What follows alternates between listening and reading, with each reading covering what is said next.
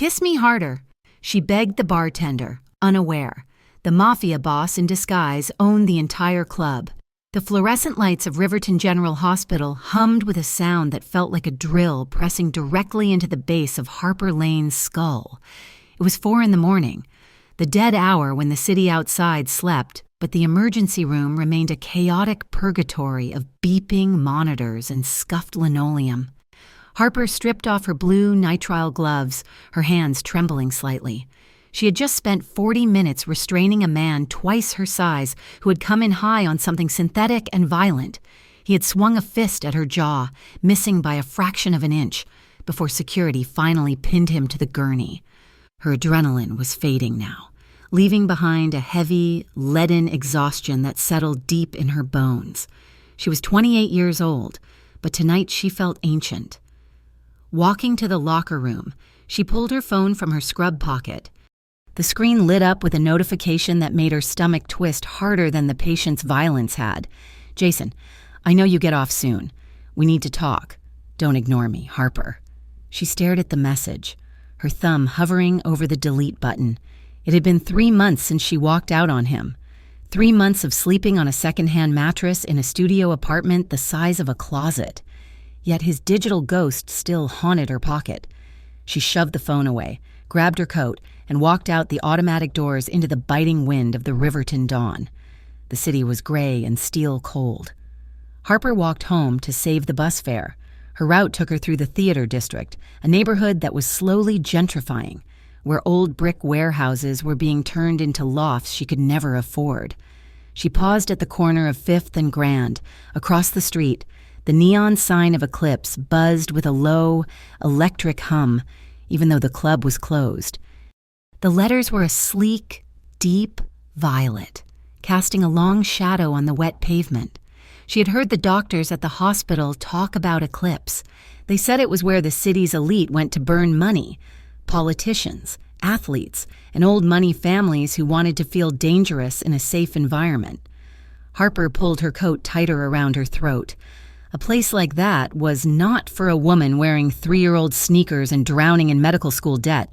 She belonged to the daylight world of fluorescent tubes and antiseptic, not the velvet-draped shadows of the night. She kept walking, head down, fighting the wind. By 7 that evening, the resolve Harper had built up during the day had crumbled. She sat at her small kitchen table, staring at a pile of mail that looked less like paper and more like a threat. The student loan notice was on top, printed in bold red letters.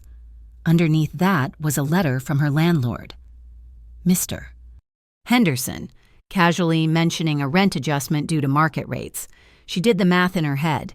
If she picked up 3 extra shifts next month, she would still be short by $200. The walls of the apartment felt like they were closing in. The air smelled stale, and the silence was so loud it rang in her ears. She looked at her phone. No new texts from Jason, but the anticipation of one was worse than the actual arrival. She needed to get out. She needed to be somewhere where the air was expensive and the music was loud enough to drown out the calculator running in her head. The decision was impulsive, born of a desperate need to escape her own skin. She went to her closet and pulled out the only formal dress she owned.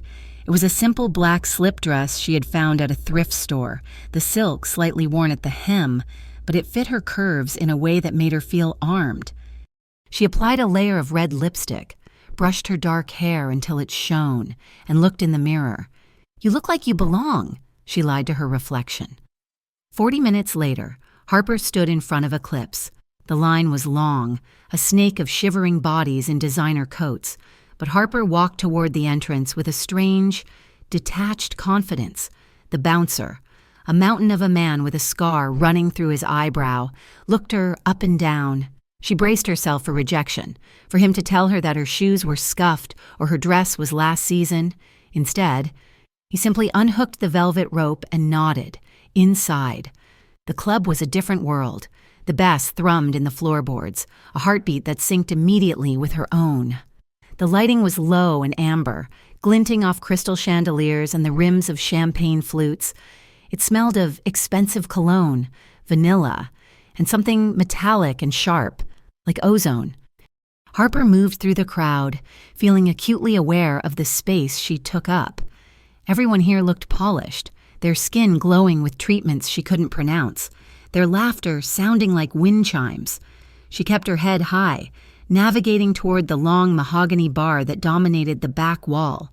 She found an empty stool at the far end, away from the clusters of laughing businessmen. She sat down, wrapping her arms around her waist, suddenly wishing she had stayed home. She picked up the menu, her eyes widening at the prices. $20 for a cocktail. She was about to stand up and leave when a voice cut through the noise. "Rough night or just looking for trouble?" Harper looked up. Standing behind the bar was the most striking man she had ever seen. He was tall, with broad shoulders that strained against a crisp black button-down shirt. His sleeves were rolled up to his elbows, revealing forearms roped with muscle and a faint, intricate tattoo of a compass on his left wrist. But it was his eyes that held her, dark, intelligent, and currently fixed on her with a mix of amusement and curiosity. "Just a long week," Harper said, her voice coming out steadier than she felt. "And it is only Tuesday." The bartender smirked. It was a crooked, devastating thing that made the corner of his eye crinkle. "Tuesdays are the worst. Everyone expects you to have your life together by Tuesday." He leaned one hand on the bar, leaning in slightly. "I am Luke. What can I get you that will make the week go faster?" Harper glanced down at the menu again, her cheeks heating up. "I will just take a draft beer. Whatever is cheapest." Luke's eyes flickered down to her hands, noting the lack of jewelry, then back up to her tired eyes. He didn't sneer. He didn't look away. Instead, he reached under the bar, bypassing the beer taps entirely, and pulled out a heavy crystal glass. He filled it with ice and poured a generous amount of amber liquid from a bottle that looked like it cost more than her rent. He garnished it with a twist of orange peel and slid it across the polished wood. "On the house," Luke said quietly. "Draft beer tastes like regret on a Tuesday. This is the good stuff." Harper stared at the drink, then up at him. "I can't pay for this." "I didn't ask you to," he said, grabbing a white towel and polishing a glass. "Consider it a public service. You look like you have been carrying the weight of the world on your shoulders." Harper took a tentative sip. The whiskey was smooth, burning pleasantly on the way down, warming the cold knot in her chest. "You have no idea," she murmured. "I work in an ER. I think I spent half my shift wrestling a guy who thought he was a dragon." Luke laughed, a low, rich sound. "I work in a nightclub." "Trust me, I understand. Nightlife is just hospital drama with better lighting and more expensive shoes." Harper smiled, and for the first time in days, it reached her eyes. "Do you get a lot of dragons in here?" "A few," Luke said, his gaze drifting momentarily over her shoulder to scan the room. "Mostly just lizards in expensive suits." Harper didn't notice the way his eyes sharpened as he looked at a table in the corner, where 3 men in leather jackets were sitting too rigidly. She didn't know that Luke was actually Luca Moretti, the owner of the building, the land it sat on, and the most powerful crime syndicate in Riverton. She didn't know that while he poured drinks. He was mentally calculating the loyalty of his security staff and waiting for a report on the Valdez crew moving shipments through the docks. To her, he was just a bartender with kind eyes and a nice smile. To Luca, she was a puzzle. She wasn't trying to get his attention. She wasn't angling for a free bottle of vodka or flashing a black card. She was wearing a dress that had seen better days, and she looked at him like he was a human being, not a stepping stone. "So, Luke," Harper said, taking another sip, feeling the alcohol loosen the tension in her shoulders. "What is the weirdest thing you have seen in here?" Luca turned his attention back to her, his expression softening. "You want the truth?" "Always. A guy once tried to pay for a bottle of Dom Perignon with a racehorse," Luca said deadpan. Harper laughed out loud, the sound bubbling up unexpectedly. "You are lying." "I wish I was. We had to park the trailer in the alley." They fell into an easy rhythm. Harper found herself leaning forward, resting her chin on her hand, forgetting the debt and the ex and the exhaustion. Luke moved behind the bar with a fluid grace, serving other customers but always circling back to her, keeping her water glass full, dropping dry comments that made her grin. The atmosphere shifted abruptly when a commotion broke out near the VIP section. Glass shattered. A man's voice rose, slurred and angry. "Do not walk away from me!" Harper flinched, her shoulders seizing up. It was the same tone Jason used to use. She turned to see a heavy-set man in a gray suit grabbing the arm of a woman who was trying to pull away.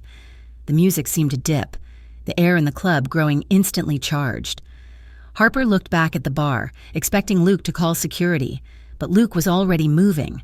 He didn't jump over the bar, he walked around it. His movements were not hurried, but they covered the distance with terrifying speed. The charm was gone from his face, replaced by a mask of cold, absolute authority.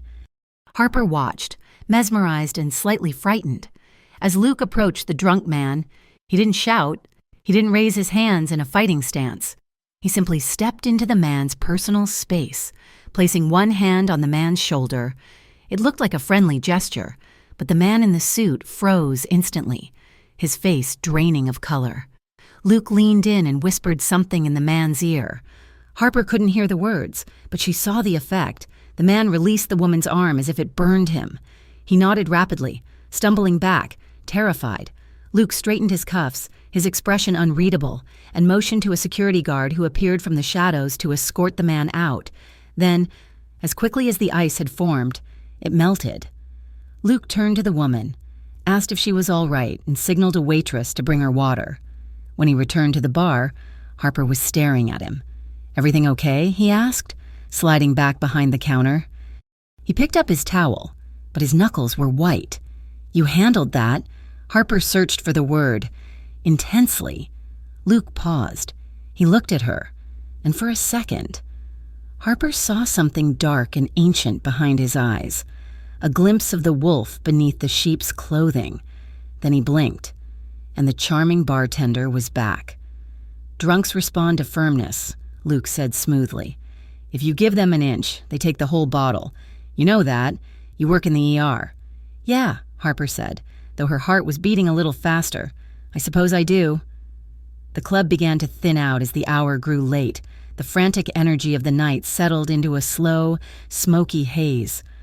Harper nursed the last of her drink, feeling the heavy weight of reality starting to creep back in. She had to go home. She had to wake up in 4 hours and do it all over again. "I should go," Harper said, sliding off the stool. She reached into her purse. "Seriously, let me pay for the drink, or at least tip you." Luke reached across the bar and placed his hand over hers on the countertop. His skin was warm, his fingers rougher than she expected. The contact sent a jolt of electricity straight up her arm, making her breath hitch. "Keep your money, Harper," he said. He used her name like he had been saying it for years. "Just come back and tell me another hospital story sometime." They stayed like that for a moment, the air between them thick and heavy. Harper looked into his eyes and saw a reflection of her own loneliness, matched by a hunger she couldn't quite place. It was an intimate, silent conversation that left her feeling exposed and seen in a way she hadn't been in years. "Okay," she whispered, her voice barely audible over the low jazz playing through the speakers. "Maybe I will." She pulled her hand away slowly, the warmth of his touch lingering on her skin like a brand. Turning, she walked toward the exit, conscious of the click of her heels on the floor, conscious of him watching her. She stepped out into the cold night air, her cheeks flushed, her heart racing. She told herself it was just the whiskey. She told herself he was just a flirtatious bartender who worked for tips. She told herself she would never go back there. Inside the club. Luca Moretti stood perfectly still behind the bar. He watched the door close behind her, his expression serious. He signaled Marco, his head of security, with a subtle tilt of his head. "Watch the street," Luca said, his voice low and commanding, devoid of the playful tone he had used with Harper. "Make sure she gets into a cab safely. And get me the license plate number." Marco nodded and disappeared.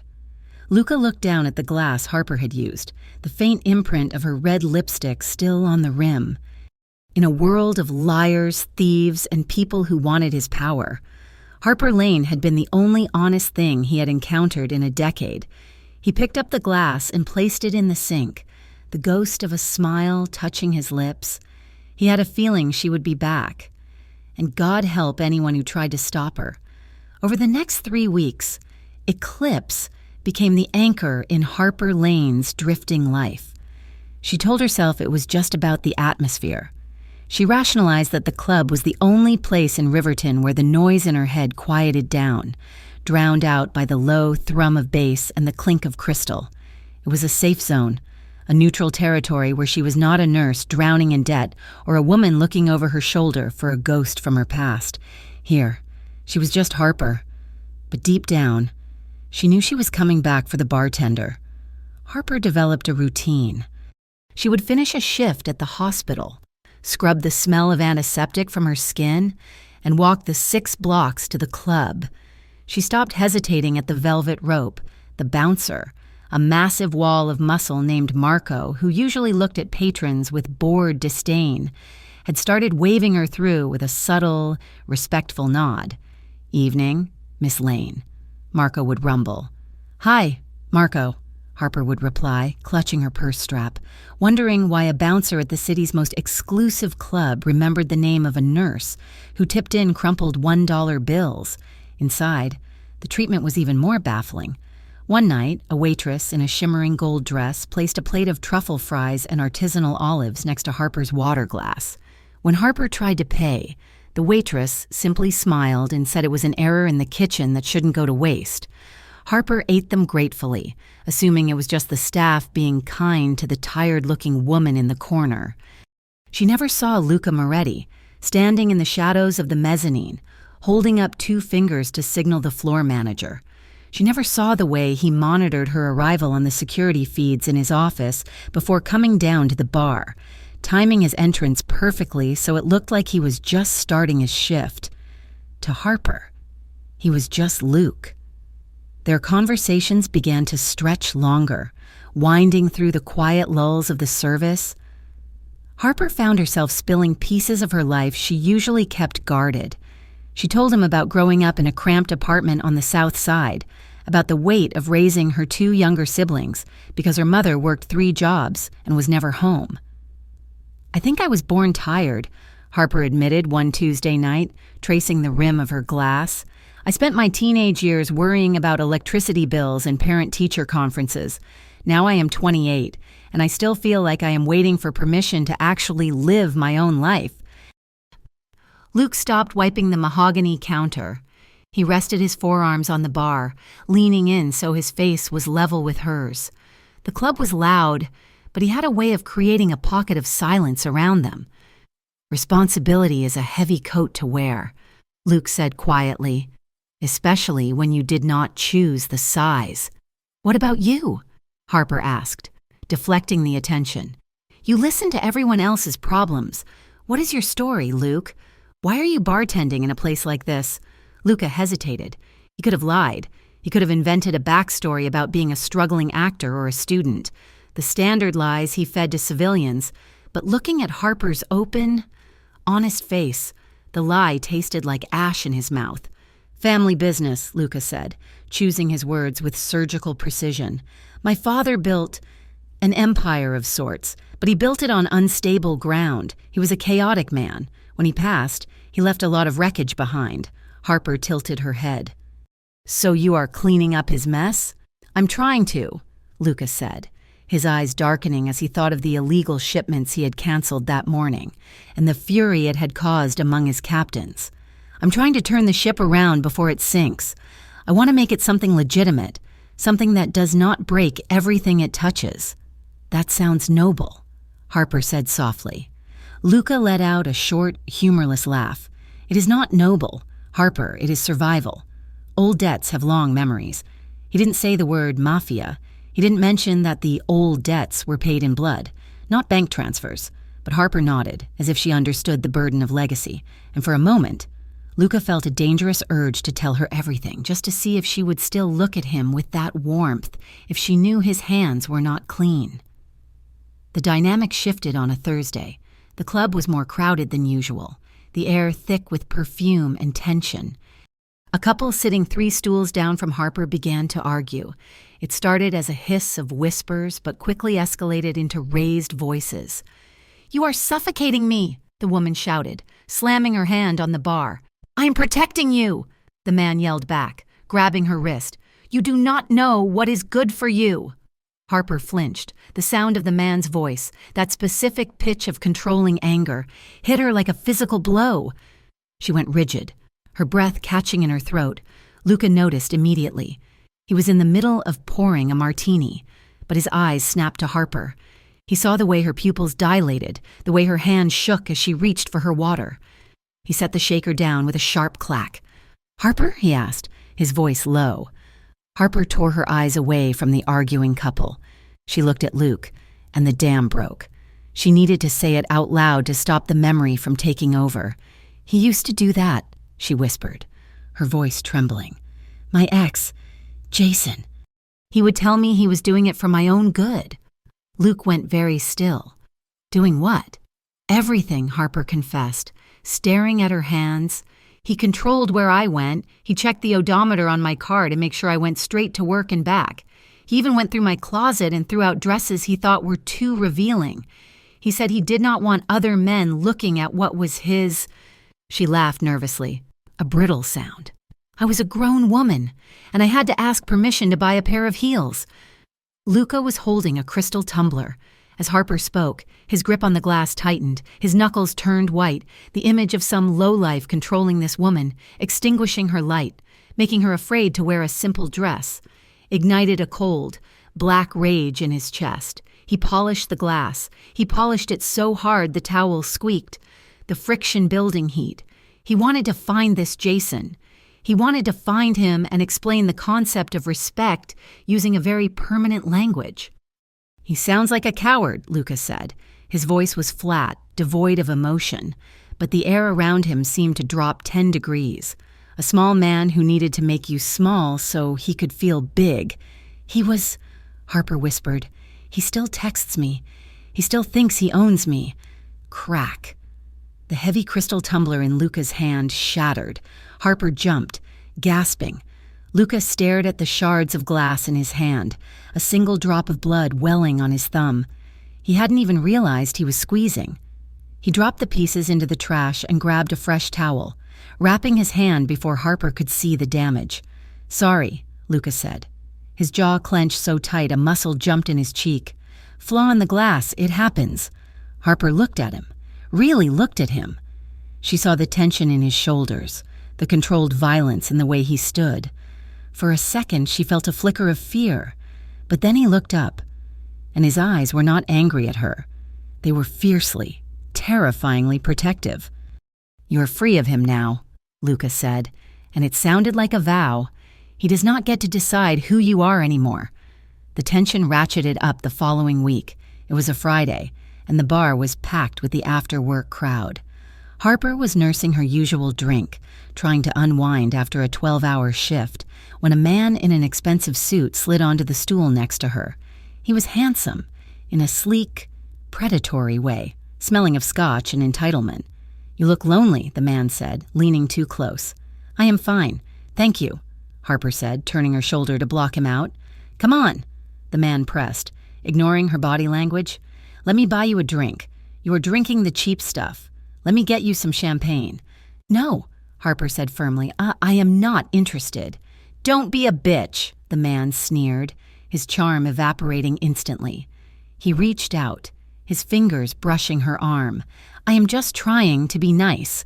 Before Harper could pull away, a shadow fell over them.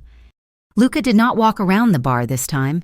He leaned over it, invading the man's space. He placed one hand on the bar top, right next to Harper's elbow. It was a casual gesture to an observer, but up close, it was a barrier, a wall.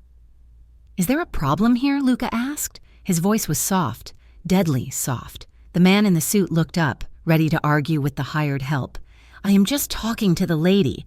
Mind your business, pal. Luca smiled. It was a smile that didn't reach his eyes. It was the smile of a shark scenting blood in the water. The lady said no, Luca said, and my business is ensuring my guests are comfortable. You are making her uncomfortable. Do you know who I am? The man demanded, puffing up his chest.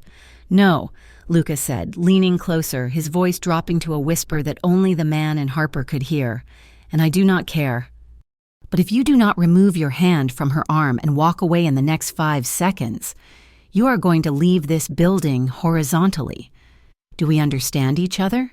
The man blinked. He looked at the bartender's eyes, expecting to see a bluff. Instead, he saw an abyss. He saw the kind of violence that didn't boast. The man swallowed hard. He pulled his hand back as if he had touched a hot stove. Whatever, she's not worth it anyway. He scrambled off the stool and disappeared into the crowd. Harper let out a breath she didn't know she was holding. Her heart was hammering against her ribs. She looked at Luke. He was still leaning over the bar, his body shielding hers. Are you okay? He asked, his gaze sweeping over her face, checking for distress. Yes, Harper stammered. Thank you. You didn't have to do that. Yes, Luca said, his voice rough. I did. He didn't move away. His face was inches from hers. Harper could smell the soap on his skin, mixed with the scent of lemons and expensive bourbon. She felt a magnetic pull, a gravity that terrified her. He wasn't just a bartender. She knew that now. No bartender stared down a rich client like that. You are dangerous, Luke, she whispered, the realization slipping out. Luca held her gaze. Only to people who threaten you. The breaking point came 3 days later. A massive storm had rolled into Riverton, turning the streets into rivers of black water. Thunder rattled the window panes of the club. Because of the weather, Eclipse was half empty. The music was slower, a melancholic jazz that matched the rain battering the roof. Harper burst through the doors around 10 in the evening. She was soaked, her coat clinging to her frame, her hair plastered to her cheeks, but it wasn't the rain that made her shake. She walked straight to the bar. Her face was pale, her eyes wide and frantic. Whiskey, she said, her voice cracking. Please, a double. Luca abandoned the glasses he was washing. He didn't ask questions. He poured the drink and slid it to her. Harper downed half of it in one swallow, the liquid courage hitting her empty stomach hard. Harper, Luca said gently. What happened? She laughed, a broken, jagged sound. She pulled her phone out and slammed it on the counter. He left a voicemail. Jason, he said he knows where I work. He said he is going to come find me because we have unfinished business. She looked up at Luca, tears welling in her eyes. I moved. I changed my number. I did everything right, and he still found me. I am never going to be free. Luca felt a murderous cold settle in his gut.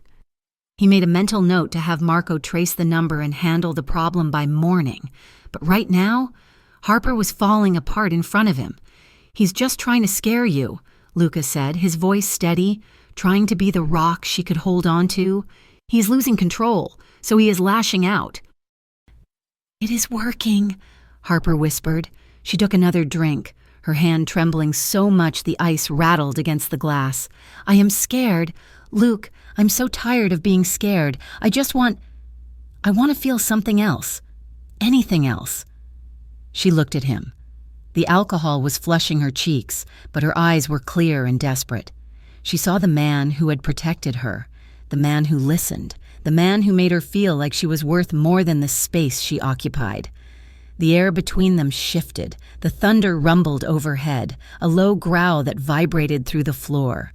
Luca leaned across the bar, the wood pressed against his chest. He was acutely aware of the security cameras in the corners of the room. He knew his men were watching. He knew that getting involved with a civilian, especially one with a stalker ex, was a strategic nightmare. It made him vulnerable. It gave his enemies a target. But looking at Harper, watching a tear track through the rain on her cheek, he didn't care. You are safe here, Luca said softly. I promise you. Harper shook her head. I don't want to be safe right now. I want to be oblivious. She leaned forward. They were so close now that their breath mingled. Harper looked at his mouth. She saw the tension in his jaw, the way his pupils had blown wide, swallowing the iris. "Kiss me?" she whispered. It was a plea. Luca froze. Every instinct he had honed over 10 years of running a crime family screamed at him to pull back, to call her a cab, to walk away. "Harper," he warned, his voice a low rumble. "You do not know what you are asking." "I don't care," she said, and her voice gaining a desperate strength. She reached out, her fingers gripping the lapel of his shirt, pulling him an inch closer. "Make me forget him, please." She looked him dead in the eye, her soul bared, and dropped the command that shattered his resolve. "Kiss me harder." The restraint snapped. Luca didn't jump over the bar. He didn't need to. He reached across the mahogany, his hand sliding around the back of her neck. His grip was firm, authoritative, his thumb pressing against her pulse point. He hesitated for one final heartbeat, giving her a chance to pull away.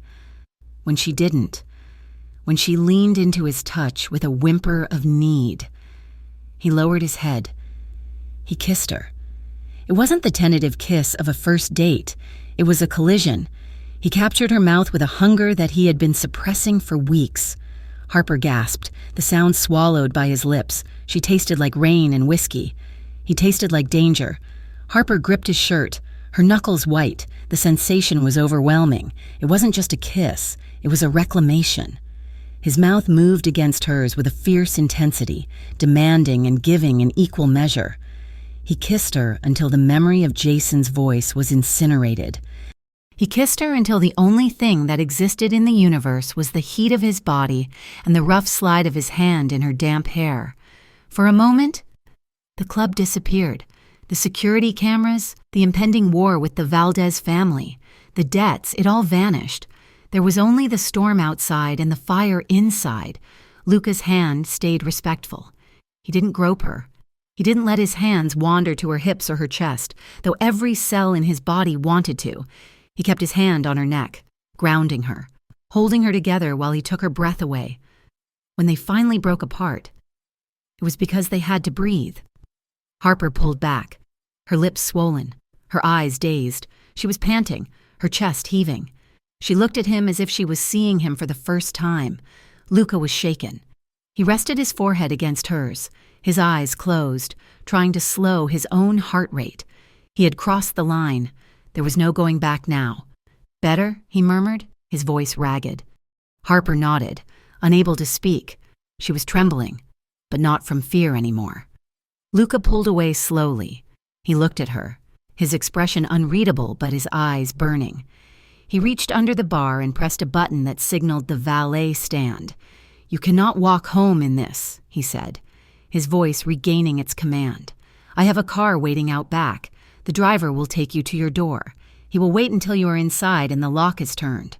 "Luke," Harper started, reaching for him. "Go," he said gently, catching her hand and squeezing it once before letting go. "Before I do something we both regret." He watched her leave. He watched her walk out the back exit, escorted by one of his most trusted guards. He stood there as the heavy steel door clicked shut, leaving him alone in the dim light of the club. Luca Moretti touched his lips. He could still taste her. He pulled his phone from his pocket and dialed a number. "Marco," he said, his voice cold and sharp as a blade. "Find Jason tonight and put a permanent detail on Harper's apartment. If anyone touches her, they answer to me." He hung up and looked out at the empty club. The war was coming. He knew it. But for the first time in his life, he had something worth losing everything for. The morning sun hit the blinds of Harper's apartment with a brightness that felt accusatory. She lay in bed, staring at the water stain on the ceiling, her body heavy with exhaustion but her mind racing at 1,000 miles an hour. She touched her lips. 12 hours had passed since she had fled Eclipse, leaving behind the scent of rain and expensive bourbon, but the ghost of Luca's mouth was still imprinted on hers. It was ridiculous. It was illogical. She was a 28-year-old woman with a mountain of medical school debt, a demanding career in the ER, and an ex-boyfriend who was currently stalking her. She did not have time to develop a crush on a bartender. Harper rolled over and groaned, burying her face in her pillow. "He's just a bartender," she said aloud to the empty room, trying to force the reality to stick. "He mixes drinks. He works for tips. He probably kisses 10 women a week like that to get better gratuities." But even as she said it, she knew it was a lie. There had been nothing performative about the way his hand had held the back of her neck, firm and grounding. There had been a desperate, terrifying gravity in the way he looked at her, as if she were the only solid thing in a world dissolving into chaos. She checked her phone for the 5th time in 10 minutes. No messages from Jason, no messages from the unknown number. Just a text from her shift supervisor asking if she could cover a double on Saturday. Harper tossed the phone onto the mattress. She felt safe in that club. For the first time in months, the constant, thrumming anxiety that lived in her chest had gone silent when she was in his arms. And that frightened her more than anything else. Across the city, in the windowless, soundproof office on the top floor of Eclipse, Luca Moretti was not sleeping. He sat behind a desk made of reclaimed ebony, a wall of monitors glowing blue against his face. On the central screen, frozen in high definition, was the image of Harper from the night before. She was leaning over the bar, her face wet with rain, her expression a mixture of fear and raw desire. Luca watched the footage of himself leaning in to kiss her. He saw the way his own posture changed, the way the rigid, calculated armor of the dawn fell away, leaving just a man who was starving. He paused the video and rubbed his temples. "You are staring at her again, boss." Luca didn't look up. Marco stood by the door, his massive arms crossed over his chest. Marco was the only one allowed to speak to him this way. They had grown up together in the same rough neighborhood, watching each other's backs long before there was an empire to run. "I am analyzing the security protocols," Luca lied smoothly, closing the video file. Marco snorted. "Right, protocols. Is that what we are calling it now?" Luca swiveled his chair around, his eyes cold and serious. "The Valdez crew is getting bolder. They had spotters in the club last night. If they saw me with her, if they think she matters to me, she becomes a leverage point, a weakness." "She is a civilian, Luca," Marco warned quietly. "She is a nurse. She heals people. We break them. Oil and water." "I know," Luca snapped, the frustration evident in his voice. "I know what she is, and I know what I am." He took a breath, forcing the ice back into his veins. "I want a detail on her. 2 men, rotating shifts, keep a distance of 3 car lengths. I want to know who approaches her, where she goes, and if anyone from the Valdez cartel even breathes in her direction." "Does she know?" Marco asked. "No," Luca said firmly. "And she is not going to... She's already scared of her shadow because of that ex-boyfriend of hers. If she finds out she has mafia shadows following her, she will run. Just keep her safe. Marco, quietly." Marco nodded once and turned to leave. "Consider it done." Harper managed to stay away for exactly 24 hours. By the time her shift ended the next evening, her resolve had crumbled. The hospital had been brutal. A 6-car pileup on the interstate had turned the trauma bay into a war zone, and her hands were shaking from caffeine withdrawal and adrenaline. She needed the quiet. She needed the darkness. She needed him. When she walked into Eclipse, it was early, and the crowd was thin. The jazz band was playing a slow, melancholic instrumental that seemed to vibrate in the floorboards. Harper kept her head down, her heart hammering against her ribs as she approached the bar. She felt foolish. She felt like a teenager who had misread a signal. Luca was there. He was cutting limes, the knife moving with rhythmic precision. When he looked up and saw her, his hands stopped. A slow, genuine smile spread across his face, erasing the hard lines of exhaustion around his eyes. "I thought you might not come back," he said, his voice low enough that only she could hear. Harper slid onto her usual stool, smoothing her skirt with nervous hands. "I almost didn't. I feel embarrassed about last night. I had too much to drink. I was emotional. I crossed a line." "Harper," Luca said, setting the knife down. He braced his hands on the bar and leaned in. "Look at me." She lifted her chin, meeting his gaze. His eyes were dark, intense. and utterly devoid of judgment. "You did not cross a line," he said firmly, "and neither did I. Do not apologize for being honest. It is a rare commodity in this city." He reached for a glass, and as he set it down on a napkin in front of her, his fingers grazed hers. It was a fleeting touch, lasting less than a second, but the current that shot through the Harper was undeniable. It was a promise. It was a question. "I missed you," she admitted, the words slipping out before she could stop them. "Good," Luca said, pouring her usual drink without having to ask, "because the conversation in here is terrible without you." They fell into their rhythm, but the air was different tonight. It was charged, heavy with unspoken things. Every time he walked past her to serve another customer, Harper felt the magnetic pull of his presence. Every time she laughed at one of his dry jokes, she saw his eyes linger on her mouth. Around midnight, the band shifted into a song Harper recognized instantly.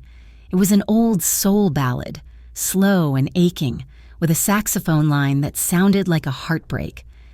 "I love this song," Harper murmured, closing her eyes for a second. "My dad used to play this on vinyl on Sunday mornings." Luca looked at her, then at the crowded bar. He signaled to the backup bartender, a young kid named Joey, to take over. "Come with me," Luca said.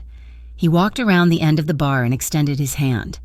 Harper hesitated for a fraction of a second, then placed her hand in his. His grip was warm and calloused. He didn't lead her to the dance floor.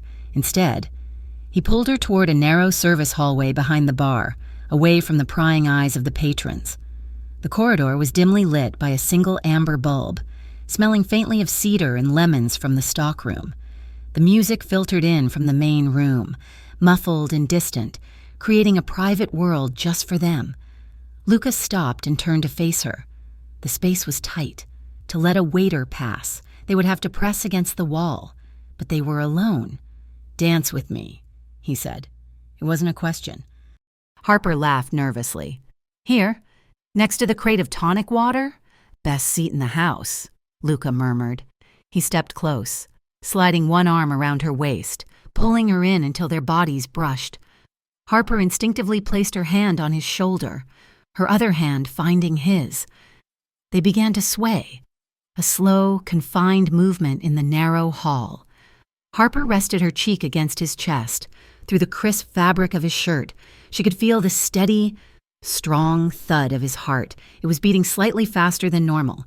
"You are a good dancer for a bartender," she whispered. "I have hidden talents," Luca replied, his chin resting on the top of her head.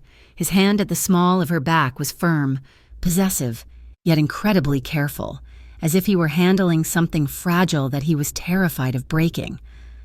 Harper tilted her head back to look up at him. In the dim amber light, the sharp angles of his face were softened. He looked younger, less guarded. "Luke," she breathed. He didn't say anything. He just looked at her, his gaze dropping to her lips. The air in the hallway seemed to vanish. This kiss was different from the desperate, stormy collision of the night before. This one was slow. It was a savoring. Luca lowered his head by degrees, giving her every chance to back away.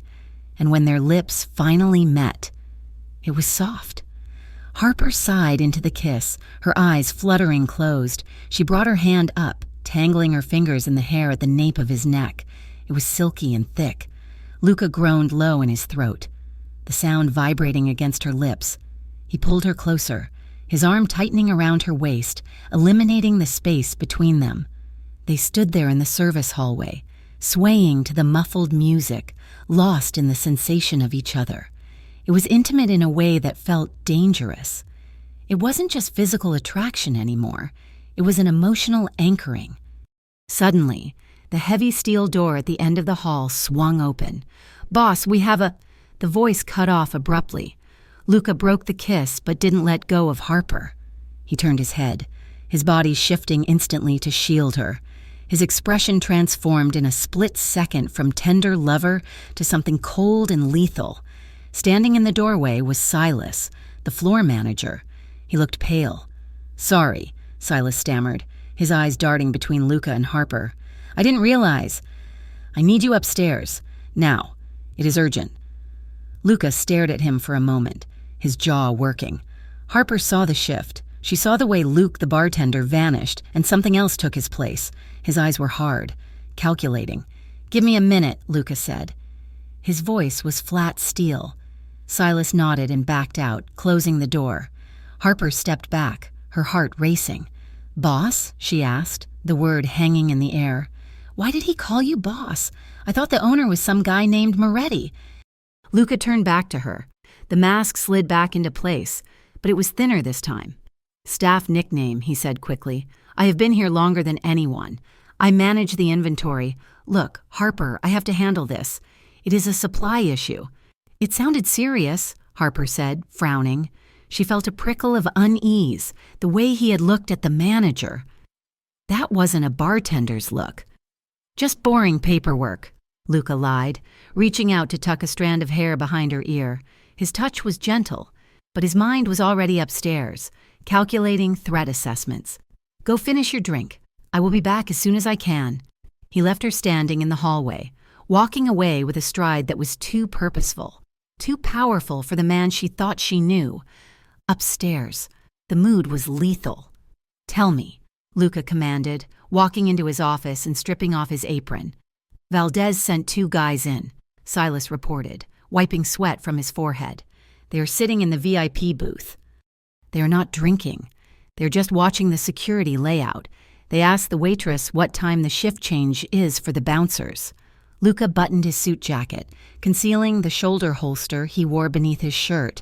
"They are testing the perimeter. They want to see if we flinch. What do we do?" "Nothing," Luca said coldly. "Comp their water. Let them sit. Let them watch. If we throw them out, we show them we are worried. If we let them sit, we show them they are insignificant. But tell Marco to put snipers on the roof across the street, just in case they decide to get creative." He walked to the window, looking down at the street. He could see the front entrance. He needed to get Harper out of here. It wasn't safe tonight. Harper didn't wait for him. The mood had broken, and the strange interaction with the manager had left her feeling unsettled. She left $20 on the bar and walked out the side exit, needing fresh air. She walked the 6 blocks to her apartment building, her heels clicking on the pavement. The city felt darker tonight. The shadows seemed to stretch longer. She reached her building, fumbling for her keys. "You look nice, Harper." The voice came from the shadows of the entryway. Harper froze, the keys jangling in her shaking hand. Jason stepped out into the light of the street lamp. He looked disheveled. His eyes were bloodshot, and he smelled of stale beer. "Jason," Harper said, her voice tight. "I told you to leave me alone." "I just want to talk," Jason said, stepping closer. "I saw you coming out of that club. Is that what you do now? You dress up like a whore and hang out with criminals?" "Excuse me?" Harper stepped back, her back hitting the brick wall. "I go there for a drink." "Leave. Now." "Who is he?" Jason demanded, his voice rising. "I saw you the other night, getting into that black car." "Who is paying for your rides?" "Harper. You think you are better than me now?" He reached out and grabbed her upper arm. His grip was hard, painful. "Let go of me," Harper screamed, dropping her keys. "You are hurting me. Jason." "I am trying to save you," he shouted, shaking her. "You are running around with club trash. You are going to get yourself killed." "Hey," a voice boomed from the second-floor window. Harper's neighbor, Mr. Kowalski, a retired dock worker with a chest like a barrel, was leaning out. "Let her go or I am coming down there with my bat." Jason flinched. Looking up, he released Harper's arm, shoving her back against the wall. "This isn't over," he spat, pointing a finger in her face. "You belong to me. Harper, remember that." He turned and ran down the street, disappearing into the dark. Harper sank to the ground, her knees giving out. She was shaking so hard her teeth chattered. She grabbed her phone and dialed 911, but she already knew what they would say. 20 minutes later, the police officer closed his notebook. "Look, Miss Lane, unless he actually hits you or we catch him in the act, there is not much we can do. We can file a report, but a restraining order takes time." "He grabbed me," Harper said, her voice trembling. "He was waiting for me."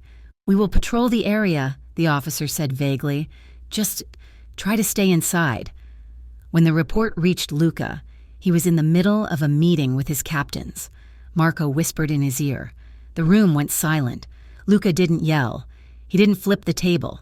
He simply stood up, walked to the antique liquor cabinet, and poured a glass of water. His hand was perfectly steady. "He grabbed her," Luca said softly. It wasn't a question. "Yes," Marco said. "The neighbor intervened. Police were called. They did nothing." Luca stared at the water in the glass. The rage inside him was a cold, white-hot nova. He wanted Jason dead. He wanted to peel the man's skin off slowly. He wanted to burn the city down to find him.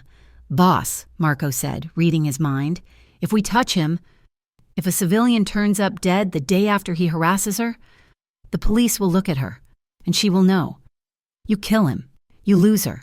She's not built for this life. Luca, she will look at you and see a monster." Luca closed his eyes. He gripped the glass until it threatened to crack. He had the power to end Jason's life with a single phone call. But Marco was right. To save her, he had to let the man live. For now. "Put a guard in her lobby," Luca ordered, his voice sounding like gravel.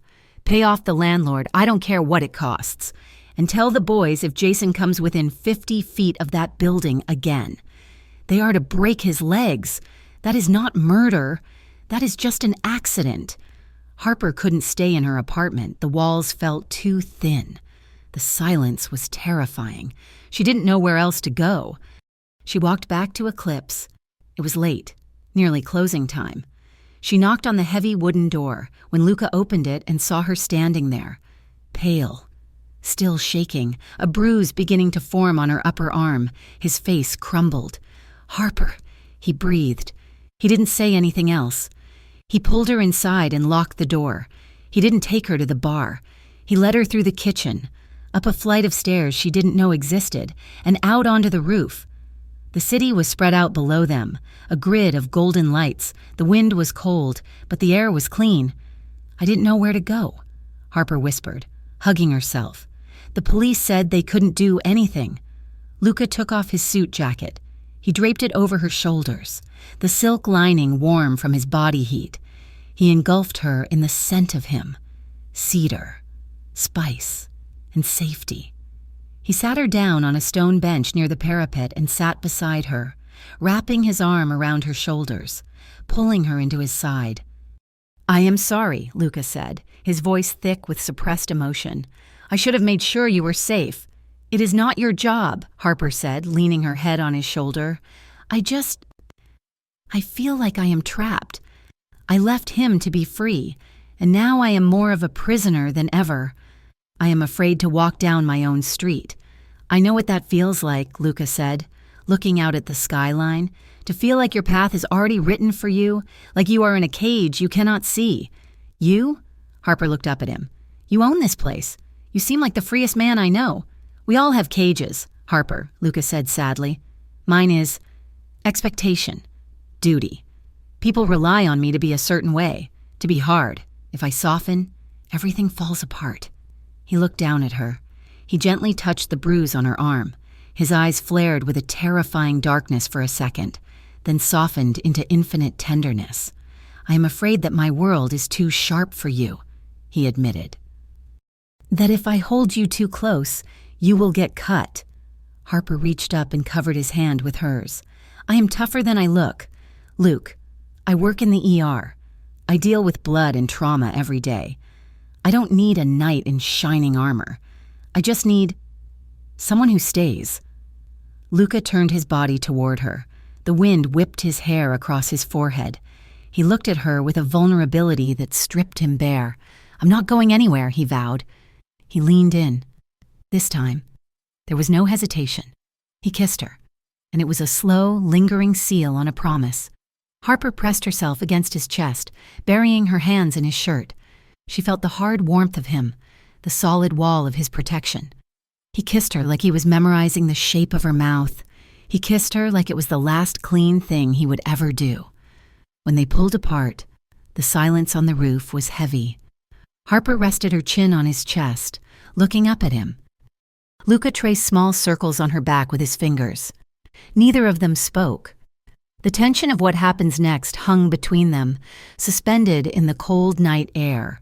Harper knew she was falling in love with him, and Luca knew that by loving her, he had just placed a target on her back. "Come on," he whispered, standing up and pulling her with him. "I will take you home, and I am staying outside your building until the sun comes up." Harper didn't argue. She just held his hand, unaware that the man holding hers was already planning a war to keep her safe. The cracks in the illusion began to show on a Tuesday, small and hairline fractures that Harper tried desperately to ignore. She sat at her usual spot at the mahogany bar, nursing a glass of sparkling water. It had been 2 weeks since that night on the roof, 2 weeks of stolen moments and lingering glances that made her feel like a teenager again, but there were things that did not add up. Strange things. Harper watched as a new busboy, a nervous kid with acne scars, accidentally bumped into Luke as he came out from behind the bar to wipe down a table. The kid turned pale, dropping his tray with a clatter that silenced the nearby patrons. He scrambled to pick up the napkins, stammering apologies, his eyes wide with terror. "I'm so sorry, sir," the kid gasped. "It will not happen again, sir." Luke didn't yell. He didn't even frown. He simply placed a hand on the boy's shoulder and said something low and reassuring, but the boy flinched as if he had been burned. Bartenders did not command that kind of fear. Managers did not command that kind of fear. Only kings did. Later that night, Harper watched Luke disappear through a heavy steel door near the kitchen. It was marked private, and she had seen the floor manager, Silas, lock it religiously. Yet Luke punched in a code on the keypad like he owned the building and vanished inside. He didn't come back for 40 minutes. When she asked Marco, the bouncer who had become her silent shadow whenever she smoked a cigarette outside, where Luke had gone, Marco slipped. "The boss is in a conference," Marco rumbled, checking his watch. "He'll be out in 10 minutes. "The boss?" Harper asked, tilting her head. "I thought the owner was that Moretti guy everyone whispers about." Marco's face, usually a mask of stone, flickered with panic. "Figure of speech, Miss Lane. Luke runs the bar. He's the boss of the drinks." It was a clumsy lie. Harper laughed it off, but the unease settled in her gut like a cold stone. She looked at Luke differently when he returned, noticing for the first time the Rolex on his wrist that he usually kept turned inward. It was stainless steel, understated, but she knew enough about luxury to know it cost more than her entire year's salary. The reality finally crashed into her life 48 hours later, under the harsh fluorescent lights of Riverton General. It was 3 a.m. The trauma bay doors burst open, admitting a gurney surrounded by paramedics shouting vitals. Male, mid-30s, single gunshot wound to the abdomen, the lead medic yelled, "BP is dropping, he's tachycardic and delirious." Harper snapped into professional mode, shoving her emotions into a box. She grabbed the trauma shears, cutting away the man's blood-soaked shirt. He was conscious, but barely. His eyes were rolling back in his head, his skin clammy and gray. He was thrashing, fighting the restraints. "Hold him down," the doctor ordered. Harper pressed her weight against the man's shoulder. "Sir, you are at the hospital. You are safe. We need you to stop moving." The man grabbed her scrub top, his fingers staining the blue fabric red. He pulled her down, his breath smelling of copper and fear. "Do not let them in," he wheezed, his eyes locking onto hers with a terrifying clarity. "Valdez." He said Valdez is coming. "Who is coming?" Harper asked, checking his IV line. "Sir, stay with me." "Eclipse," the man choked out, coughing. Tell Moretti they are hitting the shipment. Eclipse." Harper froze. Her hands hovered over the gauze, the sounds of the ER, the beeping monitors, the shouting doctors, faded into a dull roar. Eclipse. Moretti. "We are losing him," the doctor shouted. "Get him to the OR, move!" They wheeled the man away, leaving Harper standing in the middle of the trauma bay, her hands covered in a stranger's blood, her heart pounding a frantic rhythm against her ribs. She finished her shift in a daze. When she finally clocked out, the sun was rising, but she didn't go home. She sat in her car in the parking garage, pulled out her phone, and typed 2 words into the search bar: Luca Moretti. The results populated instantly. Riverton Gazette, the rise of the Moretti crime family. Police investigation stalls in Moretti racketeering case. Who is Luca Moretti, the shadow king of Riverton's nightlife? She clicked on the Images tab. There were no clear photos, just grainy paparazzi shots of men in suits entering courthouses or leaving restaurants. But in one photo, taken from a distance at a charity gala 5 years ago, she saw a man in profile. The jawline was sharper, the hair was shorter, but the posture, the way he held his head, the way his shoulders set, was unmistakable. It was Luke. Harper dropped the phone into her lap. She felt like the air had been sucked out of the car. The charm, the late-night talks, the vulnerability about his father's mess. It was all real, but the context was a lie. He wasn't a bartender trying to fix a bad business. He was the Don. He was the man the patient had been terrified of. He was the monster in the dark. And she had let him hold her. The betrayal tasted bitter, worse than the fear. Jason had been a controlling narcissist, but at least she had known what he was eventually. Luke had presented her with a mirror image of safety, a sanctuary, while standing on a foundation of violence. She needed to hear him say it. She needed to look him in the eye and see if the man who danced with her in the hallway existed, or if he was just another mask worn by Luca Moretti. Harper drove straight to Eclipse. It was 10 in the morning. The club wouldn't open for another 8 hours. She parked down the block and walked to the service entrance. It was locked, but she knew the code. Luke had punched it in front of her once when they went to the roof. She hadn't meant to memorize it, but her brain held on to numbers like a vice. 4, 9, 2, 1. The keypad beeped green. The lock clicked. Harper stepped into the quiet, darkened club. It smelled different in the daylight. Stale alcohol and lemon polish. The magic was gone, stripping the room down to its expensive, hollow bones. She heard voices coming from the mezzanine level, drifting down from the open balcony of the office. "We cannot let Valdez take the south corridor," a deep voice rumbled. "That is our territory. If we give him an inch, he takes the whole city." "The shipment is already en route," another voice argued. "If we move now, we expose ourselves." Then came the voice she knew better than her own. The voice that had whispered against her neck.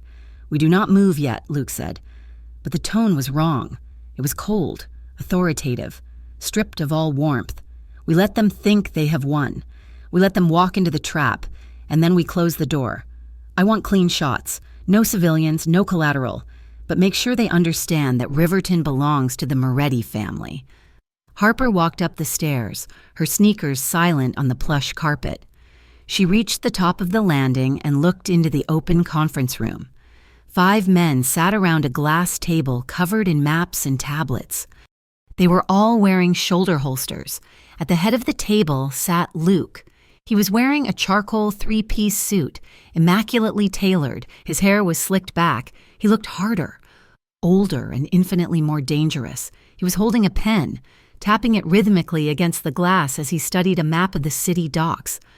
Harper made a small, involuntary sound, a gasp that she couldn't suppress. The reaction in the room was instantaneous. 5 heads snapped toward the doorway. 3 men stood up, hands reaching for their jackets, reaching for weapons. Luca looked up. For a second, time suspended. Harper stood in the doorway, wearing her scrubs, her face pale and devoid of makeup, looking utterly out of place in this room of predators. Luca's eyes widened. The cold, strategic mask he wore for his men cracked, revealing a flash of pure, unadulterated panic. He looked open. He looked vulnerable. He looked like Luke. "Harper," he said, the name slipping out like a prayer. The men at the table looked at Luca, then at Harper, confusion rippling through the room. "Boss?" one of the captains asked, his hand still near his holster. "Who is this?" The mask slammed back down. Luca's expression hardened, not at her, but at the situation. He stood up slowly, raising a hand to signal his men to stand down.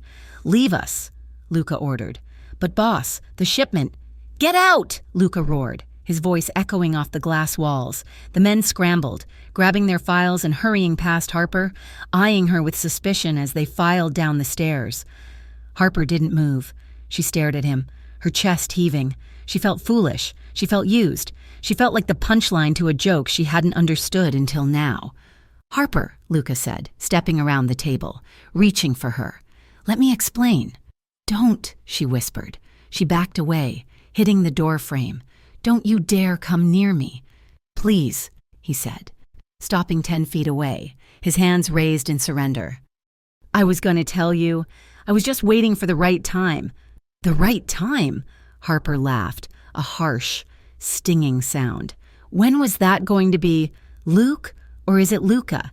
Was it going to be after I found out from a dying man in my ER who was terrified of your name?" Luca flinched. "I never wanted my world to touch yours." "Your world is you," Harper shouted, tears finally spilling over. "You lied to me. Every single night, you stood there and poured me drinks and listened to me cry about my rent and my ex-boyfriend, and you were... this... You own the whole damn city, don't you?" "I own the club," Luca said, his voice pleading.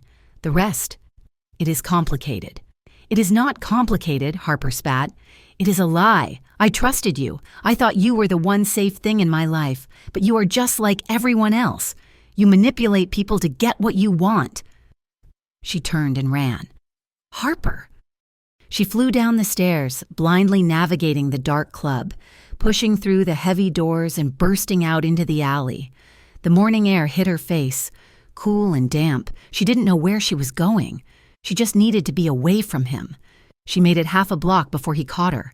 He didn't shout. He simply appeared, his longer strides closing the distance effortlessly.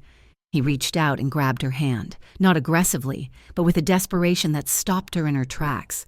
"Let me go," Harper yelled, trying to wrench her hand away. "No," Luca said, pulling her off the main sidewalk into the shelter of a recessed storefront, out of sight of the passing traffic. "I will not let you go thinking I played you. Think what you want about my business, but do not insult what is between us." "There is nothing between us," Harper cried, though she didn't pull away again. "It was all fake. Luke the bartender doesn't exist." "I am Luke," he insisted, his voice raw. He grabbed her shoulders, forcing her to look at him. His eyes were frantic, searching hers. "When I am with you, that is the only time I am real. That is the only time I am not him. I am not the Don. I am not the boss. I am just a man who wants to be near you." "That is not enough," Harper said, her voice trembling. "I can't do this. Luca, I can't be part of this. I have spent my whole life cleaning up blood. I won't be with a man who causes it." "I am trying to change it," Luca said, gripping her tighter. "That is what I tried to tell you. I am moving the family into legitimate business. I am pushing out the violence, but it takes time, and I needed a place where I could just breathe. You were that place. Harper." "I am not a place," she shouted, shoving his chest. "I am a person, and I refuse to be some mafia boss's dirty little secret. I refuse to be the woman waiting at home wondering if you are going to come back in handcuffs or a body bag." "I would never let that happen," Luca vowed. "I would protect you with my life." "I don't want your protection." Harper stepped back, wiping her face aggressively. "I wanted your honesty, and you didn't give it to me." The air between them crackled. They were standing inches apart in the shadowed alcove. Harper was furious, her heart shattered, but her body still betrayed her. She could smell him, the scent that had become her comfort. She looked at his mouth and remembered the taste of him. Luca saw the conflict in her eyes. He saw the anger warring with the desire. He took a step forward, his gaze dropping to her lips. "Tell me you don't feel this," he whispered, his voice rough with emotion. "Tell me you don't feel what happens when we are in the same room. Lie to me, Harper, and I will let you walk away." Harper's breath hitched. She looked at him, this powerful, dangerous man who was unraveling at her feet. She wanted to kiss him. She wanted to scream at him. She almost did it. She swayed toward him, her eyes closing, drawn in by the gravity that had pulled them together from the first drink. Then she remembered the man in the ER. She remembered the fear in his eyes. She snapped her eyes open and stepped back, putting 2 feet of cold distance between them. "I can't," she said, her voice hollow. "I can't keep touching someone whose life is built on lies. It doesn't matter how much I want to. It matters who you are. And I don't know who you are anymore." Luca froze. The rejection hit him harder than a bullet. He straightened his spine, the mask of the dawn sliding back into place. Not out of arrogance, but out of self-preservation. If he didn't lock it down, he would break. "I understand," he said quietly. "Do not follow me," Harper said, turning away. "And do not come to the hospital. Please, just leave me alone." She walked away, her shoulders hunched against the wind. Luca watched her go. He stood in the shadows until she turned the corner and vanished. He wanted to run after her. He wanted to burn the world down to make her understand. But he knew she was right. Until he fixed his world, he would only destroy hers. He pulled his phone from his pocket. His hand was steady, but his heart felt like it had been carved out of his chest. "Marco," he said into the receiver. "Yes, boss?" "She knows," Luca said, his voice dead. "But the threat has not changed. In fact, it is worse. If she is running from me, she is vulnerable." "What are your orders?" "Increase the detail," Luca commanded. "Use the ghost car. Stay 4 car lengths back. If she sees you, pull back. But do not lose her. And Marco?" "Yeah, boss?" "If anyone from the Valdez crew gets within a mile of her," Luca said, looking at the empty street corner where she had disappeared, "do not wait for my permission. Eliminate them." The next week was a blur of gray for Harper. She threw herself into her work with a manic intensity. She picked up every extra shift available, working double after double until her eyes burned and her feet were numb. She wanted to be so tired that she couldn't dream. But it didn't work. Every time she poured a cup of coffee in the break room, she remembered the way he made her drink. Every time she heard a deep laugh in the hallway, her head snapped up, hoping it was him. She lay awake at night in her apartment staring at the ceiling.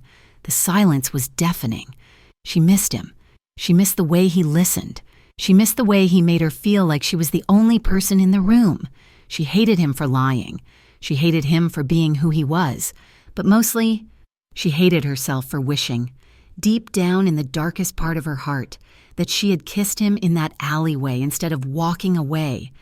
Outside her window, parked down the street in a nondescript sedan, Marco took a sip of lukewarm coffee and watched her light go out. He picked up his radio. "Target is down for the night," Marco said quietly. "Perimeter is secure." In his office at Eclipse, Luca stared at the live feed of the street outside her building. He touched the screen, tracing the outline of her window. "Sleep well, Harper," he whispered to the empty room. He turned back to his desk, where a map of the Valdez territory lay spread out. He picked up his pen. If he couldn't have her love, he would at least ensure her survival. And to do that, he had a war to win.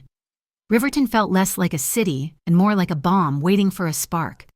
3 nights ago, a dive bar on the south side known for laundering Valdez money had been riddled with drive-by gunfire. No one had been killed, but the message was clear. The glass had barely been swept off the sidewalk before rumors of retaliation began to swirl through the underground like smoke. The police responded by flooding the nightlife district with patrol cars, their blue and red lights reflecting off the wet pavement, turning the city into a strobe-lit cage. Eclipse sat in the center of the storm, to the casual observer. The club was business as usual, perhaps a bit more exclusive with the velvet ropes, but inside, the atmosphere was tight as a bowstring. Security had doubled. The staff moved with hushed urgency. Luca Moretti was turning his kingdom into a fortress. Harper Lane felt the pressure even from a distance. She had not seen Luca since their argument in the alley, but his presence was a ghost that haunted her every step. She sat in the break room at the hospital, staring at her phone. Her thumb hovered over a message she had received 2 hours ago from an unknown number. It was a photograph. The image was grainy, taken from a distance with a zoom lens. It showed Harper walking into her apartment building, head down, carrying a bag of groceries. The timestamp was from yesterday. Below the photo was a single line of text. "You keep interesting company." A cold shiver, sharper than the hospital air conditioning, ran down her spine. This was not Jason. Jason was petty and loud. He sent drunk texts and left voicemail rants. This was silent.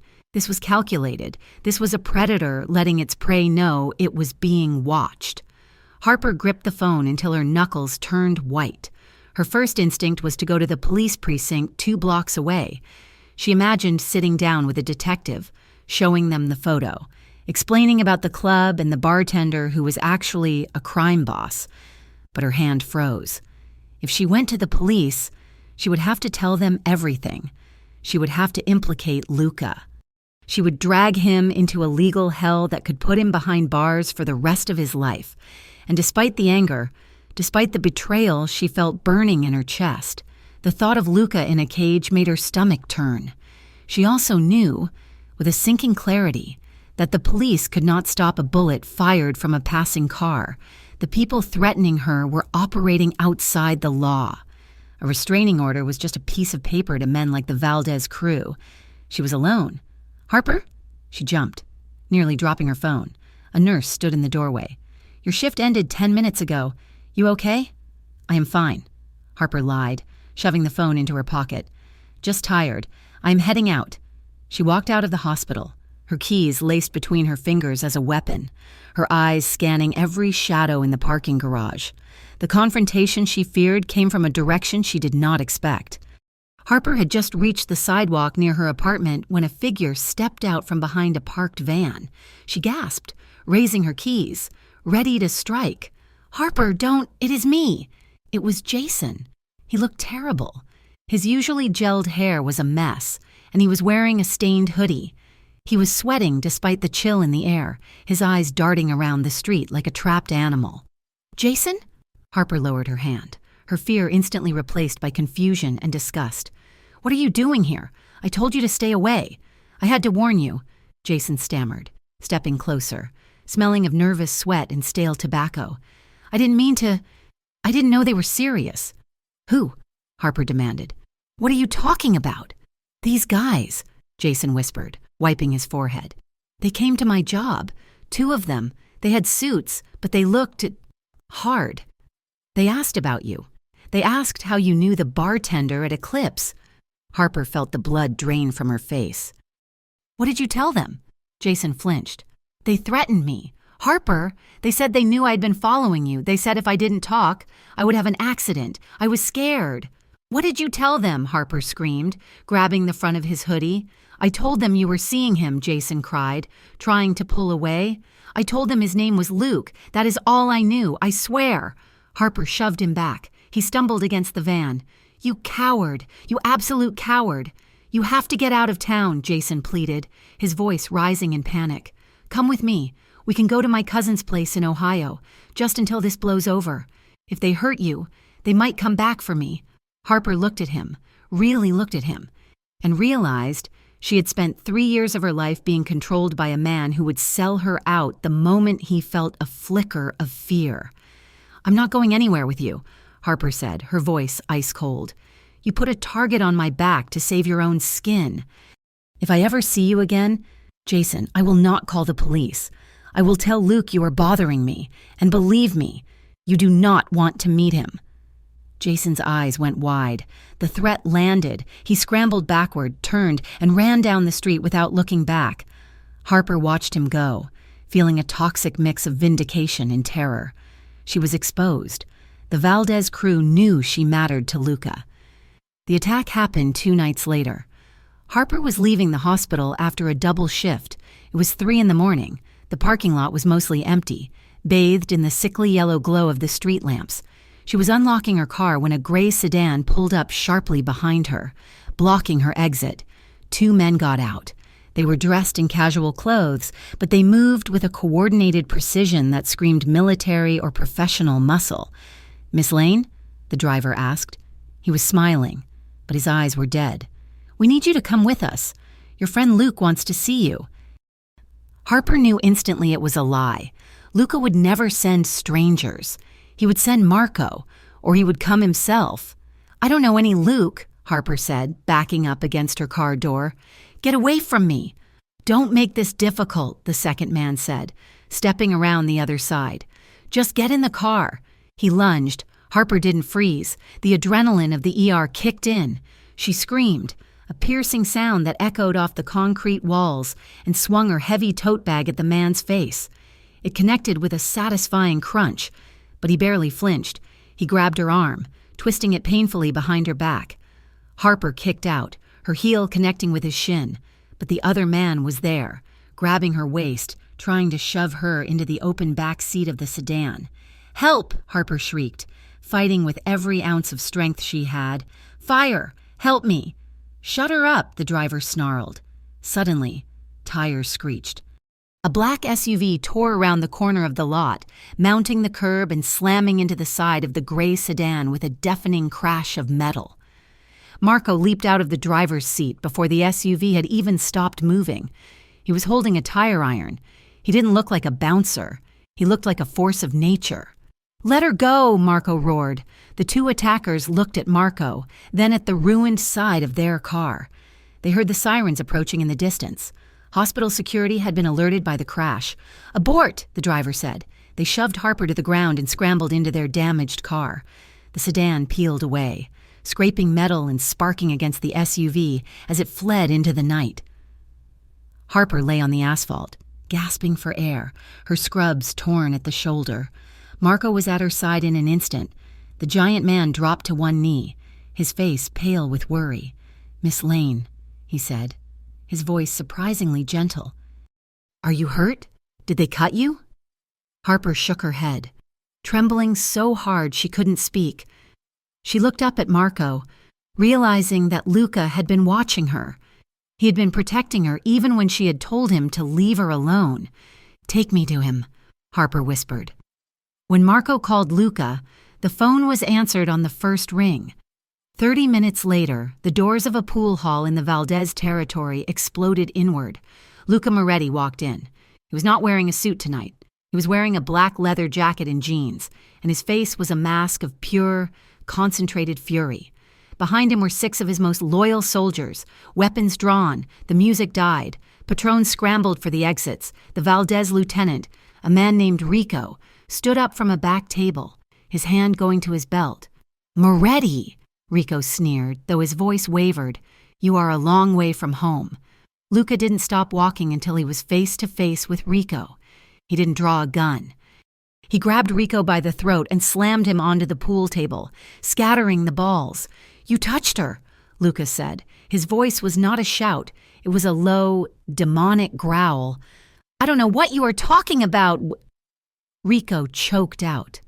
"The nurse," Luca said, tightening his grip until Rico's face turned purple. "You tried to take her. That was your mistake. That was your only warning." He leaned in close, his eyes burning with a cold fire.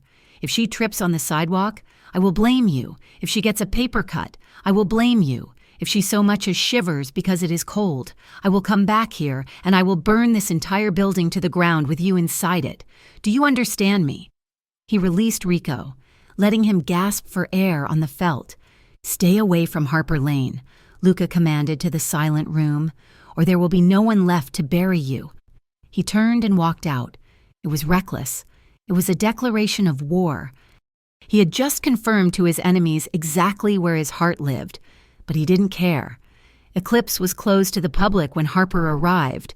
Marco escorted her through the back entrance. She walked straight to the office. The door was open. Luca was standing by the window, looking out at the city. He was still wearing the leather jacket. He looked like a man who had just walked through fire. When he heard her footsteps, he turned. "Harper," he said. His voice was broken. "I'm so sorry. I should have—" "Shut up," Harper said. She walked across the room. She was still wearing her torn scrubs. Her arm was bruising. She looked terrified, exhausted, and furious.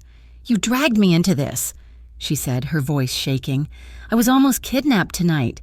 Luca, 2 men tried to shove me into a car because they couldn't get to you." "I know," Luca said, stepping toward her but stopping when she held up a hand. "I handled it. They will not touch you again." "You handled it?" Harper let out a harsh laugh. How? By beating someone up, by threatening to kill them. Is that how you solve everything? It is the only language they understand, Luca shouted, his control finally snapping. I did what I had to do to keep you alive. Do you think I wanted this? Do you think I wanted you to see this part of my life? I don't know what to think, Harper yelled back. I am trapped, Luca. I can't go to the police because I don't want you in jail. I can't go home because they know where I live. I am stuck in the middle of a war I didn't ask for. Then leave, Luca said, desperate. I will give you money. I will give you a new identity. You can go to Europe. You can be safe. I will let you go if it means you survive. The room went silent. Harper looked at him. She saw the desperation in his eyes.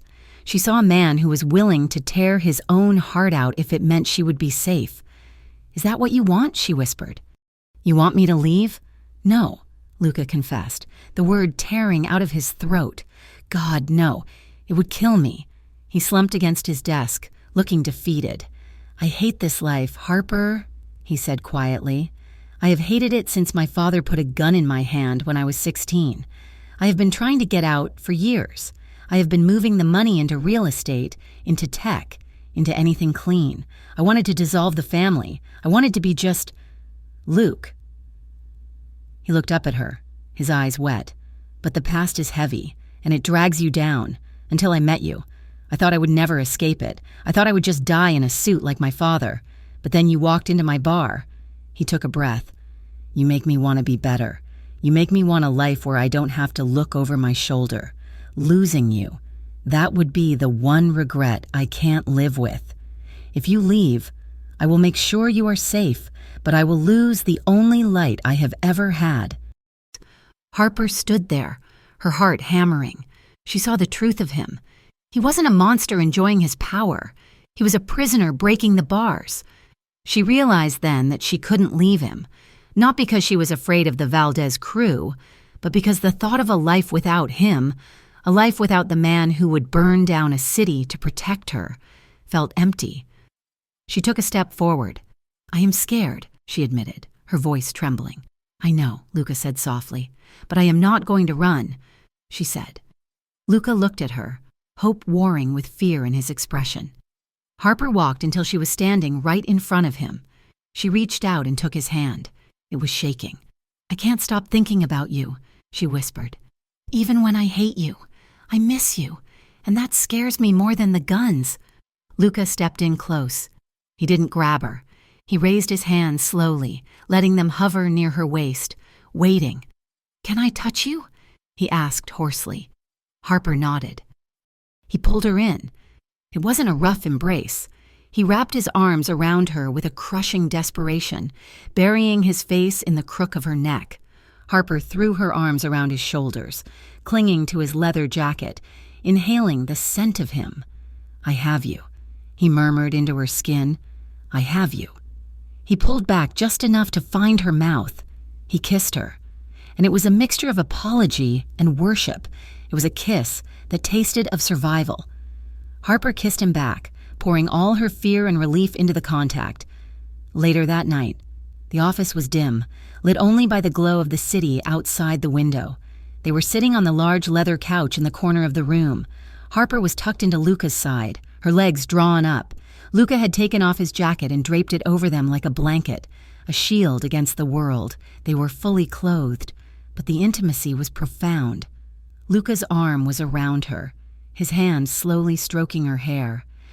Harper rested her head on his chest, listening to the steady rhythm of his heartbeat. He tilted her chin up, his thumb tracing the line of her jaw. He kissed her forehead, then her temple, then the corner of her mouth. These were not the kisses of a stranger in a bar. These were the kisses of a man staking a claim on his future. We are going to fix this, Luca whispered against her lips. I am going to finish this war, and then I am going to be done. I promise you. Just don't let go, Harper murmured, her eyes closing as his hand cupped her cheek.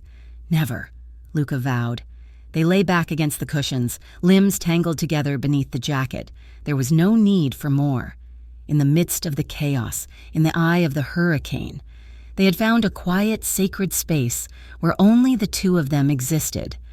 And for tonight, that was enough. The intel arrived at 7 o'clock in the evening, delivered not by a courier, but by a single encrypted text message on Marco's secure phone. Storm makes landfall tonight. Heavy rain expected. Luca Moretti stood in his office, looking down at the floor of Eclipse. The club was already filling up. He watched the civilians, college students celebrating exams, young professionals loosening their ties, tourists looking for a story to tell back home. They were laughing, oblivious to the fact that a war was about to crash through the front doors. "Valdez is moving," Marco said, his voice grim as he checked the loading of his sidearm. "He knows we hit his pool hall. He wants to make a statement. He is coming for the club, and he is coming for you. And the intel says his primary objective is to grab the girl to force your surrender." Luca felt a cold, metallic dread settle in his chest. He had two choices. He could close the club, lock the doors, and go to the mattresses, hiding in a safe house until the heat died down. But in his world, hiding was bleeding. If he ran now, Valdez would burn Eclipse to the ground anyway and hunt them down one by one. It would signal to every predator in the city that the Moretti family had lost its teeth. "We do not close," Luca said, his voice hard. "We stand our ground." "Boss," Marco warned, "it will be a war zone." "We control the battlefield," Luca corrected. "Double the security at the front. Put 4 men in the kitchen, and unlock the fire exits on the south wall now. If a single shot is fired, I want the civilians out in 60 seconds. Do you understand?" "And Harper?" Marco asked. "I have a car ready to take her to the safe house in the country." Luca looked at the door. "She will not go. I know her now." She stopped running. As if summoned by his words, the service door downstairs opened. Harper Lane walked into Eclipse. She was not wearing the faded scrubs or the thrift store slip dress. She was wearing a fitted dark green dress that hugged her frame, modest but commanding, with heels that clicked purposefully on the floor. Her hair was pinned back, revealing the line of her jaw. She looked terrified. Her hands were trembling slightly at her sides, but her chin was high. She wasn't hiding. Luca met her in the side corridor, the narrow passage between the kitchen and the bar where they had first danced. The music from the main floor was muffled here, replaced by the heavy, rapid sound of their breathing. "You should not be here," Luca said, though his eyes devoured her face with a mixture of fear and awe. "I told Marco to send you away." "I'm done running, Luca," Harper said. Her voice was steady, cutting through the tension. "I spent 3 years running from a man who made me feel small. I am not going to spend the rest of my life running from your enemies. If this is your world, then I am going to stand in it, beside you." Luca stepped closer, overwhelming her personal space. He cupped her face in his hands, his thumbs brushing over her cheekbones. He looked at her as if he was trying to memorize her. "I lied to you," he whispered, the apology raw in his throat. "I dragged you into the dark. I never wanted this for you. I don't need you to be perfect," Harper said, reaching up to touch his jaw, her fingers resting on the rough stubble. "And I don't need you to be just a bartender. I just need the truth. And I need to know that if we survive tonight, you will choose something better, that you will choose a future that doesn't look like this. I choose you," Luca vowed. "I choose us." He kissed her. It wasn't the soft, seductive kiss of the hallway dance, nor was it the tentative first kiss at the bar. This was fierce. It was grounding. It was a collision of 2 people standing on the edge of a cliff, holding on to each other to keep from falling. Harper buried her hands in his hair, pulling him closer, while Luca's arms wrapped around her waist like steel bands. Anchoring her, they didn't undress. There was no time for the softness of skin on skin. They pressed their bodies together, clothed and desperate, seeking the reassurance of a heartbeat against a heartbeat. It was a goodbye and a hello all at once, a promise sealed in the frantic pressure of their mouths. The door burst open. "They are here!" Marco shouted. Luca broke the kiss instantly. The lover vanished, replaced by the soldier. He spun Harper around, pushing her toward the heavy kitchen door. "Stay behind the bar line," Luca commanded. "Do not move until I come for you," before Harper could answer. The main doors of Eclipse blew open. The music cut out as the DJ booth was rushed. Screams erupted from the dance floor. The Valdez crew didn't just walk in, they flooded the space, blending with the panicked crowd before pulling weapons from their jackets. "Get down!" someone screamed. The first gunshot shattered the crystal chandelier above the bar, raining glass down like diamonds. Chaos exploded. "Move, move!" Marco roared. Signaling the security team, Luca's men moved with practiced efficiency. They didn't fire blindly. They formed a human wall, shielding the civilians and funneling them toward the open fire exits. The club became a blur of motion, bodies scrambling, tables overturning, the strobe lights still flashing in a grotesque mockery of a party. Harper was shoved backward by the surging crowd. She lost her footing, stumbling near the VIP booths. She tried to crawl toward the bar, toward where Luca had told her to go. But the panic of 200 people was a tidal wave. "There she is!" a voice shouted over the din. A rough hand grabbed Harper's hair. Yanking her up, she screamed, the sound tearing from her throat, sharp and terrified. Luca heard it. He was halfway across the room, disarming a Valdez gunman with a brutal strike to the throat. When he heard her scream, he turned. Across the dance floor, in the center of the mayhem, the Valdez lieutenant, a scarred man named Vargas, had Harper. He had his arm around her throat, using her body as a shield, a silver pistol pressed against her temple. "Drop it, Moretti!" Vargas screamed, his eyes wild. "Drop it or I paint the wall with her!" The room seemed to freeze. The remaining civilians had fled or were cowering under tables. It was just Luca, his men, and the Valdez crew in a standoff. Luca stood perfectly still. His chest was heaving, his suit jacket torn, blood from a cut on his brow running into his eye. He looked at Harper. She was weeping, her face pale, but her eyes were locked on his. She wasn't looking at the gun. She was looking at him. "Let her go." "Vargas," Luca said. His voice was deadly calm, carrying over the silence. "This is between you and me." "She is the leverage!" Vargas spat. Tightening his grip, Harper gasped, clawing at his arm. "You put the gun down, and maybe I let her walk." Luca knew it was a lie. If he dropped his weapon, they would both die. He needed an angle. He needed a distraction. His eyes flicked to the lighting rig control panel on the wall behind Vargas. It was 5 feet to the left of the lieutenant. Luca looked at Harper. He gave her the tiniest nod. "Trust me." "Okay," Luca said, raising his hand slowly. "I am putting it down." He lowered his gun to the floor. Vargas grinned. Sensing victory, his focus shifted for a fraction of a second to the weapon hitting the ground. "Now!" Luca roared. "Marco." Positioned on the mezzanine. Shot the control box for the strobe lights. Sparks showered down in a blinding white curtain directly behind Vargas. The lieutenant flinched, blinded by the sudden explosion of light and electricity. In that split second, Luca moved. He didn't run. He launched himself. He covered the distance across the dance floor with terrifying speed. As Vargas tried to bring the gun back around, Luca crashed into him. He didn't go for the weapon. He grabbed Harper's waist and threw her to the side, spinning his own body between her and the gun. Bang! The gunshot was deafeningly loud in the enclosed space. Luca jerked back, a grunt of pain escaping his lips, but he didn't stop. He used the momentum to drive his shoulder into Vargas's chest, slamming the man to the floor. Luca was on top of him instantly. It wasn't a fight, it was an execution of threat. Luca disarmed him with a bone-breaking twist of the wrist and delivered a single, knockout blow to the temple. Vargas went limp. Silence fell over the club, broken only by the distant wail of approaching sirens. "Luca!" Harper screamed. She scrambled over the broken glass, falling to her knees beside him. Luca was sitting up, clutching his left side. Blood was seeping through his white shirt, dark and fast. "I am fine," he wheezed, his face pale. "Just a graze. Ribs took the hit." "You are bleeding," Harper cried, pressing her hands against the wound, her nursing instincts kicking in through the panic. "We need pressure. Marco, get me a towel." Luca didn't care about the blood.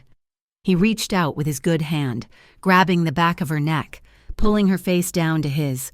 "Are you hurt?" he demanded, searching her eyes. "Did he touch you?" "I am fine," Harper sobbed. tears mixing with the dust on her face. "You idiot! You absolute idiot! You could have died!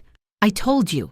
Luca rasped, resting his forehead against hers, ignoring the chaos around them. "I choose you!" The police burst in a moment later, weapons drawn, shouting commands. Paramedics followed. They tried to pull Luca away to a stretcher, but he refused to let go of Harper's hand.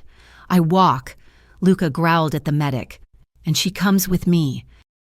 He stood up, swaying slightly, leaning heavily on Harper. She wrapped her arm around his waist, taking his weight. She looked at the destruction around them, the shattered glass, the overturned tables, the remnants of a violent life. And then she looked at the man bleeding on her shoulder, the man who had taken a bullet to keep her safe. She realized then that safety wasn't about avoiding danger. It was about facing it with the person who held your heart.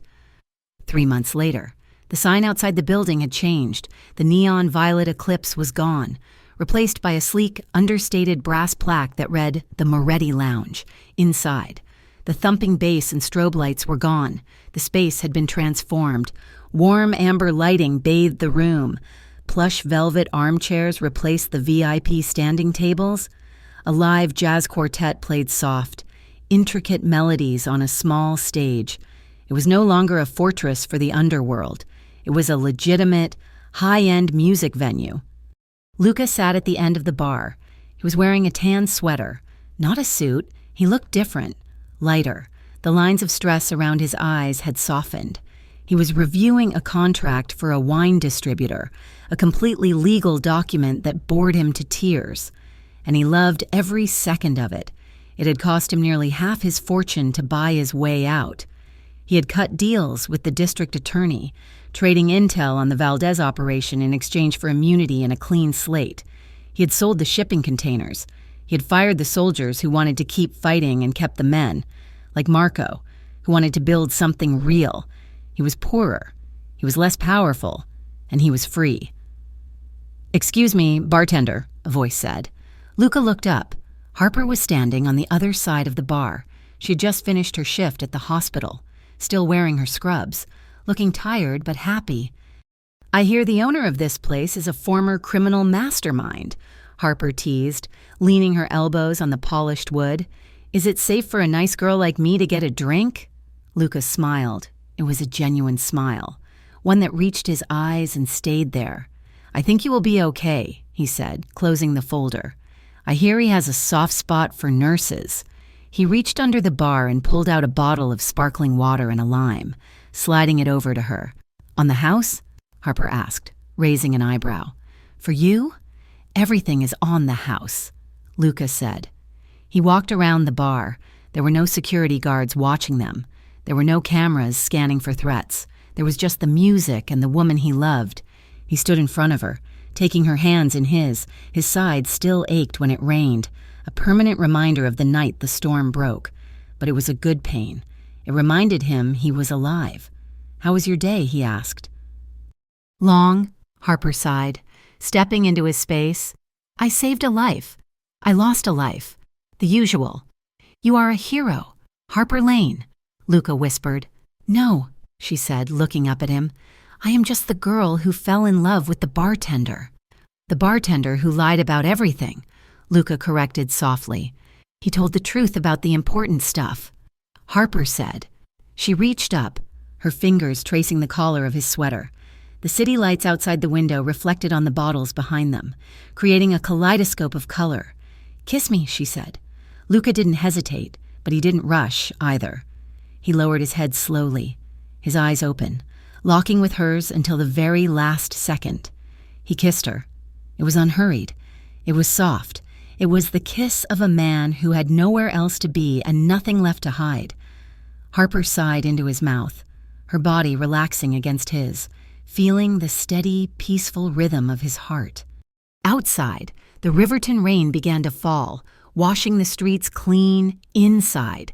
Luca Moretti held Harper Lane, and for the first time in 100 years, the story wasn't about the mafia, it was just about love. Thank you so much for listening to Kiss Me Harder. It has been a journey writing Harper and Luca's story, from the dark corners of Eclipse to the light of their new life together. I hope you enjoyed the emotional roller coaster and the redemption of a man who would burn down the world to save the woman he loved. I would love to hear from you. Please leave a comment below telling me where you are listening from. It is always amazing to see how far these stories travel. If you enjoyed this series, please subscribe to Mafia Romance Stories for more passionate, gritty, and heartwarming tales. Share your thoughts on the ending in the comments. Did Luca make the right choice? Until next time, keep believing in love that survives the fire.